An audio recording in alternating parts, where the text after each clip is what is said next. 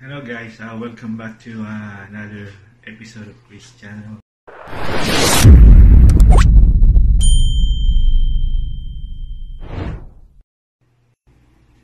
So guys, yung menu natin para sa seafood chowder.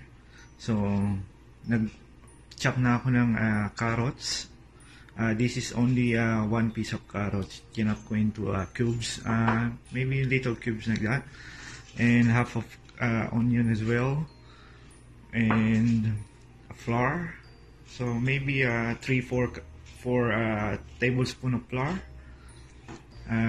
We have butter, we have this dried parsley, a thyme is only you measure a little bit, maybe just tip on your fingers like this, you know.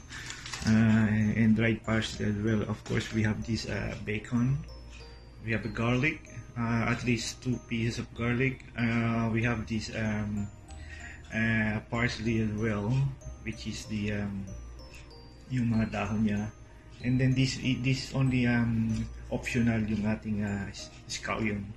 So yung ating seafood, bumili ko ng mixed seafood, which is over here. And of course, itong ating crab meat siya. So let's guys, simulan na natin yung pagluluto natin. And saka nga pala guys, yung ating syempre hindi mawawala itong ating pampalapot, yung all-purpose cream. And one more thing, yung ating stock. Meron akong pinakuluan na pork stock. So yung baboy siya. So nandito siya ngayon, pinakukuluan ko na. So ito na lang yung gagamitin natin, since meron naman akong gagamiting bacon. So maglalasan din naman siyang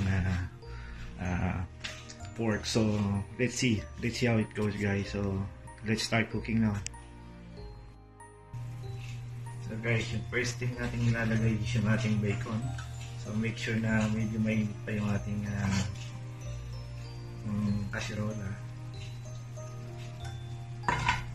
So for this thing, halaan lang muna natin yung ating bacon.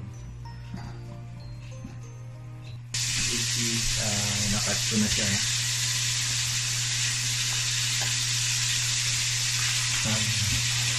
Carrots, and yung ating onion.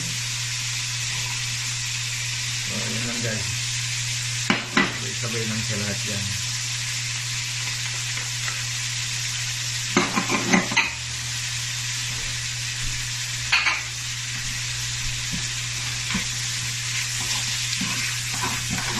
Lagyan na natin itong ating garlic.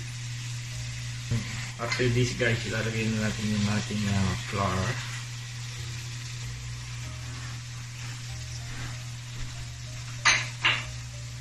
So yung flour, nakakatulong yan sa pagpalapot. Saka yung ating cream. Ilalagay natin yung ating pork stock. So ibubuhos na natin siya guys. So depende dito sa ganong karami guys tansyahin. Tinansya ko na lang. So ito, tama na sa atin yan.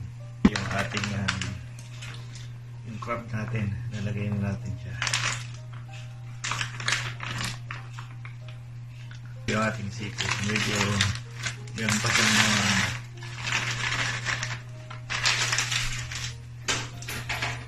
yung ating thyme. So nakakatulong din to para magkalasa yung ating seafood chowder. Siguro maybe 2 pinch of thyme. So ating dried parsley. So ayan siya guys, dried parsley.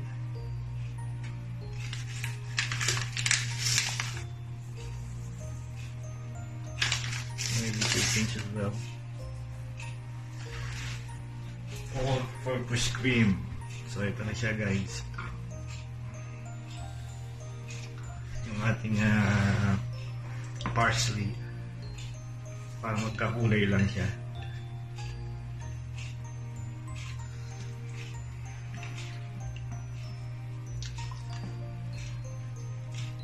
At yung ating scallion. So let's go back after 10 to 15 minutes. So ayan na guys, ready to serve na yung ating seafood chowder.